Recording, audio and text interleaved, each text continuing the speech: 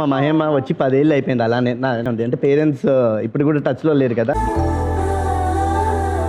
Just imagine 10 years parents కి దూరంగా ఉంటే ఎలా ఉంటుంది. అస్సలు ఊహించుకోలేకపోతున్నాం కదా ఆ బాధని. ఇప్పుడు అలాంటి బాధలోనే ఉంది మహేశ్వరి తనకు 16 ఇయర్స్ ఉన్నప్పుడే సీరియల్లో యాక్ట్ చేయడం స్టార్ట్ చేసింది. శశిరేఖ పరిణయం, వదినమ్మతో కలిపి దాదాపుగా 20 సీరియల్స్ లో యాక్ట్ చేసింది మహి. ఇంకా పర్సనల్ లైఫ్ విషయానికి వస్తే మహికి శివనాగ్ ఫేస్బుక్ లో పరిచయం అయ్యాడు. ఆ పరిచయం కాస్త స్నేహంగా మరి ప్రేమలో పడ్డారు ఈ జంట.